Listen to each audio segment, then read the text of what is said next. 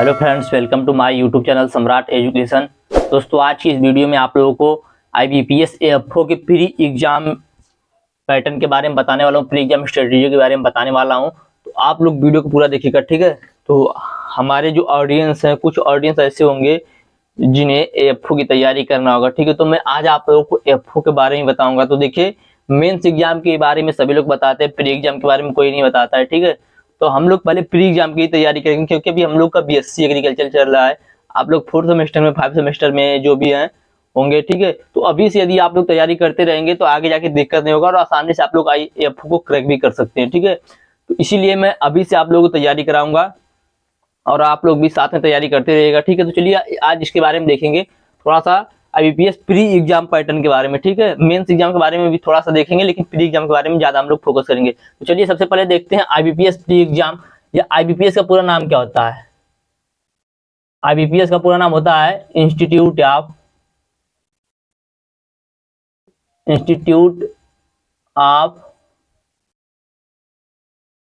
Banking personal selection. Institute of banking personal selection, जो कि IBPS का पूरा नाम होता है। इसके अंडर में एग्जाम होता है AFO का। इसके अंडर में एग्जाम किसका होता है? AFO का और RDO का। AFO का पूरा नाम होता है एग्रीकल्चर फील्ड ऑफिसर, ठीक है। तो देखिए, IBPS का पूरा नाम होता है institute of banking personal selection. मतलब यहीं से आप लोगों को पता चल जा रहा हो कि जो AFO है यह एक बैंकिंग से संबंधित कोई वैकेंसी है, बैंकिंग से संबंधित कोई फॉर्म है या कोई नौकरी है, ठीक है। तो इसके बारे में आप लोगों ने जान लिया। अब चलिए इसके एग्जाम पैटर्न के बारे में थोड़ा जान लेते हैं। तो देखिए, इसका जो एग्जाम होता है इसमें 3 स्टेप होते हैं, ठीक है। IBPS के एग्जाम में 3 स्टेप होते हैं। पहले होता है प्री, ठीक है, फिर होता है मेंस, फिर होता है इंटरव्यू। तो देखिए, जो प्री एग्जाम होता है यह 125 नंबर का होता है, जिसके लिए 2 घंटे का टाइम रहता है। कितना टाइम रहता है? 2 घंटे का टाइम रहता है। 125 नंबर का होता है और क्वेश्चन जो होते हैं वो 150 होते हैं। 150 क्वेश्चन 2 घंटे में करने होते हैं, जिसमें 3 सब्जेक्ट होता है। पहला सब्जेक्ट होता है रीजनिंग, दूसरा होता है क्वांटिटेटिव एप्टीट्यूड,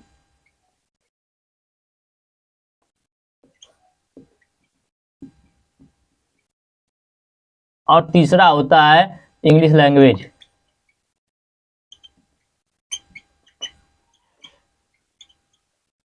ठीक है, तो इसमें 3 सब्जेक्ट होते हैं। रीजनिंग होता है, क्वांटिटेटिव एप्टीट्यूड होता है, इससे हम लोग मैथ ही बोल सकते हैं, ठीक है। और तीसरा होता है इंग्लिश लैंग्वेज। उसका बाद मेंस होता है। मेंस में देखिए, आपने एग्रीकल्चर में जितना सब पढ़ा है 1st सेमेस्टर से लेकर 8वें सेमेस्टर तक, ज्यादा 1st सेमेस्टर जो होता है बेसिक होता है, उसी से पूछता है, ठीक है। इसका मेंस में लगभग एग्रीकल्चर से रिलेटेड सभी क्वेश्चन पूछ देता है और एग्रीकल्चर से रिलेटेड करंट अफेयर को भी इसमें पूछता है। इसके बारे में हम लोग बाद में बात करेंगे। इसके बारे में भी थोड़ा सा जान लीजिए कि यह जो मेंस एग्जाम होता है ये होता है 60 नंबर का, ठीक है। 60 नंबर का होता है, 60 क्वेश्चन आते हैं। एक क्वेश्चन के लिए 1 मिनट का और 40 मिनट का समय रहता है पूरे 60 क्वेश्चन के लिए, ठीक है। तो इसको देख लीजिए, मेंस एग्जाम जो होता है वो 60 नंबर का होता है, 40 मिनट का टाइम रहता है। उसके बाद इंटरव्यू जो होता है वो होता है 20 नंबर का, ठीक है। इंटरव्यू कितने नंबर का होता है? 20 नंबर का। अब देखिए, इधर जो आइए आप लोग प्री एग्जाम को देंगे, जो प्रीलिमिनरी एग्जाम होता है उसको आप लोग देंगे, तो इसका जो आप लोग 125 नंबर है इसका इसमें जोड़ा नहीं जाएगा, ठीक है। इतना ध्यान दीजिएगा, इसको प्री एग्जाम को मेंस एग्जाम में जोड़ा नहीं जाएगा। आप लोग यदि प्री एग्जाम को क्वालिफाई करेंगे तभी आप लोग मेंस एग्जाम को दे सकते हैं। जो प्री एग्जाम होता है इसमें सभी का अपना अलग अलग कट ऑफ होता है। जैसे रीजनिंग का मान लीजिए, मैं उदाहरण के लिए बता दे रहा हूँ, ठीक है। रीजनिंग में देखिए 50 क्वेश्चन आता है, इसमें कम से कम आप लोगों को मान लीजिए 25 क्वेश्चन सही करना होता है। यदि आप 25 क्वेश्चन नहीं ला पाए तो आप किसी में इस प्री एग्जाम में आप पास नहीं हो पाएंगे। अब मान लीजिए क्वांटिटेटिव एप्टीट्यूड 50 नंबर का, इसमें आप 45 नंबर ला दिए और इसमें आपका 25 नंबर नहीं आया तो भी आप इसको क्वालिफाई नहीं कर सकते। मतलब सबका एक अलग अलग अपना कट ऑफ है और सभी के बाद सबका एक अलग कट ऑफ है, ठीक है। जैसे इसका मान लीजिए 45 नंबर, इसका मान लीजिए 30 नंबर है, ठीक है। इसका मान लीजिए 25 नंबर है। इन सभी को जोड़ने के बाद एक और कट ऑफ बनेगा। कितने कट ऑफ बनेगा? मान लीजिए एक कट ऑफ बन गया 80 का।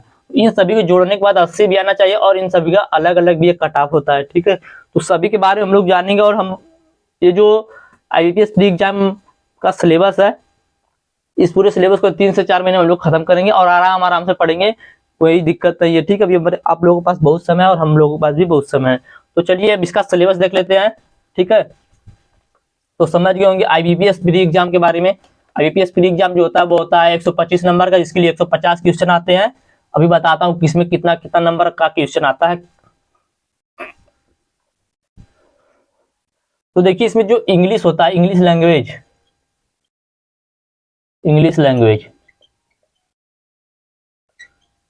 इसमें आता है 50 क्वेश्चन, और एक क्वेश्चन होता है मतलब आधे नंबर का 0.5 नंबर। इसका जो पूरा नंबर होता है 25 नंबर का होता है, ठीक है। दूसरा है क्वांटिटेटिव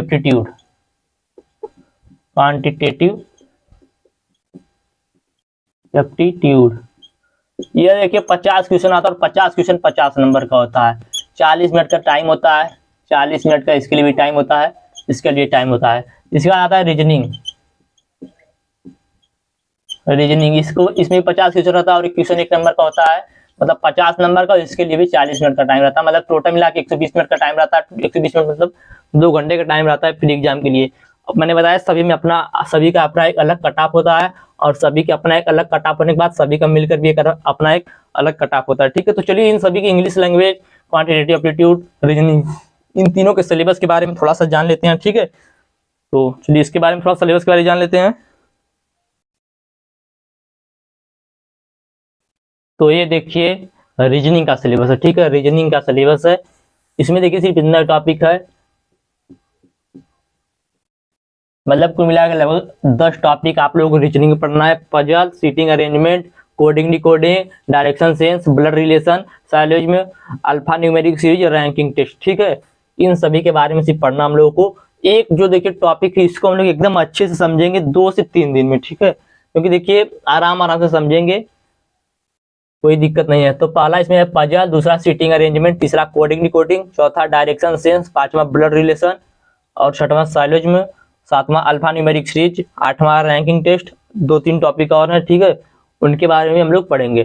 तो यार रीजनिंग का सिलेबस हो गया। यदि आप लोग इसका स्क्रीनशॉट लेना चाहते हो तो ले सकते हैं, नहीं तो मैं इसका लिंक दे दूंगा डिस्क्रिप्शन में सिलेबस का, आप लोग वहां से डाउनलोड कर लीजिएगा, ठीक है। तो चलिए अब रीजनिंग का हो गया, इसके बाद आप देख लेते हैं मैथ का या क्वांटिटेटिव एप्टीट्यूड का। तो क्वांटिटेटिव एप्टीट्यूड का देख लेते हैं सिलेबस अब। तो ये देखिए क्वांटिटेटिव एप्टीट्यूड का सिलेबस है, ठीक है, यानी कह सकते हैं इसको मैथ, हम लोग अपनी भाषा में कह सकते हैं मैथ, ठीक है। तो इस सब्जेक्ट का नाम है क्वांटिटेटिव एप्टीट्यूड। तो इसमें देखिए number system, time and distance, problems on trains, mixture, simple and compound interest, problems on age, pipe and systems, ratio and proportions, percentage, permutation and combination, time and work, boards and structure, streams, profit and loss, simplification and approximation. इतना सब topic इसमें है, ठीक है। तो सबसे बड़ा syllabus इसी का है क्वांटिटेटिव एप्टीट्यूड का। इसको भी हम लोग आराम से पढ़ेंगे, ठीक है। इसको भी 2-3 दिन 4 दिन में एक पॉइंट को, एक टॉपिक को क्लियर करेंगे। आप लोग को जो भी बताया जाएगा एकदम बेसिक से बताया जाएगा कि आप लोग को समझ में आ जाए। और आप लोगों के लिए एक इंपॉर्टेंट बात कि आप लोग सोचते हैं कि जो एफओ का एग्जाम होता है वह इंग्लिश में होता है, ठीक है। तो मैं आप लोग बता दूं कि इसमें जो देखिए इंग्लिश लैंग्वेज एक सब्जेक्ट है, वह सिर्फ इंग्लिश में होता है। उसके बाद क्वांटिटेटिव एप्टीट्यूड और रीजनिंग जो है दोनों हिंदी और इंग्लिश दोनों लैंग्वेज में आता है। आपको जो लैंग्वेज चूज करना है वह कर सकते हैं। आपके लिए मेंस एग्जाम में भी इंग्लिश और हिंदी दोनों लैंग्वेज की व्यवस्था रहती है, ठीक है। और इंटरव्यू में भी आप यदि चाहें तो हिंदी में भी इंटरव्यू दे सकते हैं, ठीक है। तो आप लोग को परेशान होने की कोई बात नहीं है, हिंदी में भी इसका एग्जाम होगा, ठीक है। तो और आप लोग बता दूं इंटरव्यू के बारे में जो तैयारी कराना उसके लिए मैं आप लोगों को 4-5 लोग ऐसे लोगों से मिलाऊंगा जिन्होंने एफओ को क्रैक किया है, जो लोग एफओ में जॉब कर रहे हैं, ठीक है। तो आप लोग को उनसे भी मिलवाया जाएगा, लेकिन अभी तैयारी करने के बाद। तो चलिए इतना सब सिलेबस है, इसको आप लोग देख लीजिएगा। फिर से मैं बता देता हूँ क्या क्या है। तो पहला है नंबर सिस्टम, ठीक है। दूसरा है टाइम एंड डिस्टेंस, तीसरा है प्रॉब्लम्स ऑन ट्रेन्स, चौथा है मिक्सचर एंड एलिगेशंस, पांचवा सिंपल एंड कंपाउंड इंटरेस्ट, पांचवा है प्रॉब्लम्स ऑन एज, अगला है पाइप एंड सिस्टम्स, अगला है रेशियो एंड प्रोपोर्शंस, अगला है परसेंटेज, अगला है परमुटेशन एंड कॉम्बिनेशन, और अगला है टाइम एंड वर्क। उसके बाद है बोर्ड्स एंड स्ट्रीम्स, अगला है प्रॉफिट एंड लॉस, और अगला है सिंप्लीफिकेशन एंड अप्रोक्सीमेशन, ठीक है। तो इसको लिंक तो मैं आप लोगों को डिस्क्रिप्शन में दे दूंगा, सिलेबस को वहां से डाउनलोड कर लीजिएगा। चलिए अब आगे चलते हैं, देखते हैं इंग्लिश लैंग्वेज का सिलेबस, ठीक है। तो इंग्लिश लैंग्वेज का सिलेबस देखते हैं।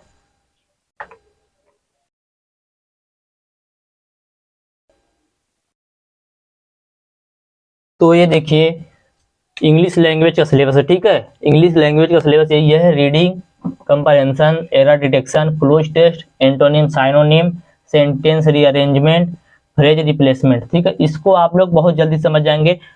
ये सब्जेक्ट थोड़ा सा देखने में टफ है लेकिन बहुत ज़्यादा आसान है, ठीक है।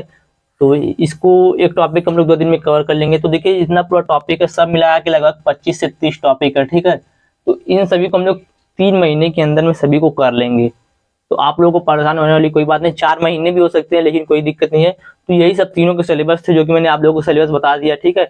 आप लोगों के पूरे जो भी टॉपिक दिए गए सभी की तैयारी कराई जाएगी और जितनी भी यहाँ तक कोशिश की जाएगी कि आप लोग का जो F4 है वह फाइनल होने के बाद अगले साल में ही निकल जाए, ठीक है। तो आप लोग भी थोड़ा सा साथ में मेहनत करेंगे तो सब कुछ हो जाएगा और कोई दिक्कत वाली बात नहीं, ज़्यादा कठिन है, ज़्यादा हार्ड नहीं है, घबराने की कोई जरूरत नहीं है, ठीक है। एकदम आसानी से आप लोगों को जो भी पढ़ाया जाएगा एकदम पूरा बेसिक से पढ़ाया जाएगा, ठीक है। तो उम्मीद करते हैं आज से मेरा बताया जो भी टॉपिक है, जो भी मैंने बताया आप लोगों को समझ में आया होगा। यदि समझ में आया तो वीडियो को लाइक कर दीजिएगा, चैनल को सब्सक्राइब कीजिएगा, अपने दोस्तों के पास शेयर भी जरूर कीजिएगा ताकि वो लोग भी अपनी तैयारी अच्छे तरीके से कर सके, आसानी से कर सके, ठीक है। धन्यवाद, जय हिंद।